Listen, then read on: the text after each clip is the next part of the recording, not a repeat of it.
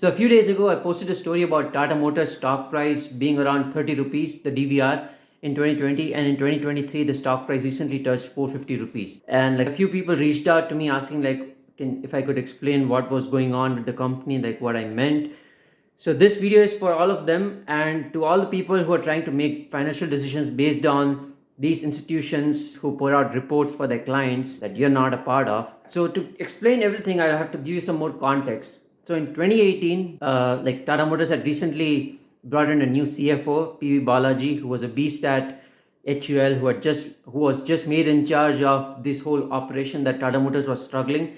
Tata Motors has multiple businesses, the JLR, commercial vehicle, passenger vehicle. The problem was like when JLR did good, the domestic business did bad. When domestic business was doing good, JLR was doing bad. A lot of things were going on. They were trying to navigate like where the market is heading. Tata Motors was the only company during that period who was investing heavily in the EV space.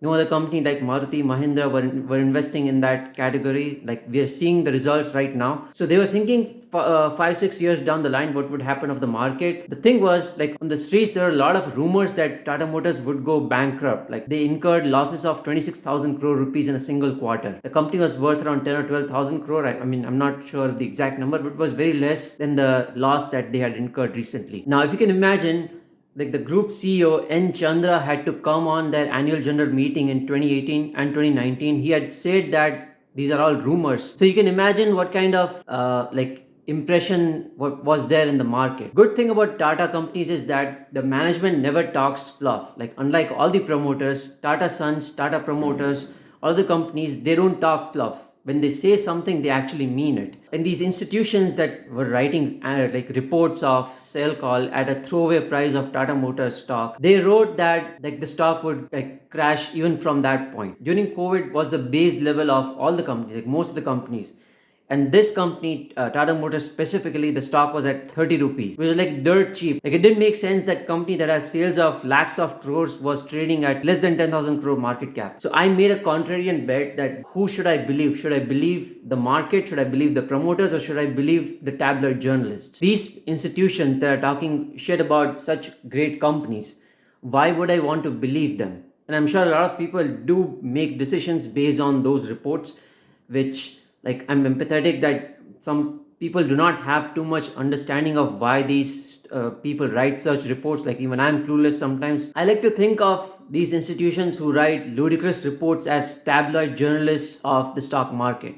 So they write based on their subjective calls, based on their discretion, and it doesn't mean that it's going to go in their favor. So 2020 was the base of Tata Motors. You saw what happened right after that. Like I don't have to tell you anything. Just look it up, Google it. But you should also Google what was going on in 2018. Like I'm telling you, there were headlines of Tata Motors going bankrupt. There were headlines that Tata Motors is struggling. It may not survive. So there were talks that Tata Motors would get acquired by bigger companies because it was trying to adapt to EV space when the market was not there yet. When you have such negative headlines, try to synthesize your thoughts in a way that aligns with the market. And I'm not talking about the present because stock prices always discount the future. So I was kind of seeing things that what would happen 5 years down the line, and like it really worked out well. I hope this video brings you some value. Share it with someone who has made a bad decision based on somebody else's report. And let me know in the comments if you have any such stories to share.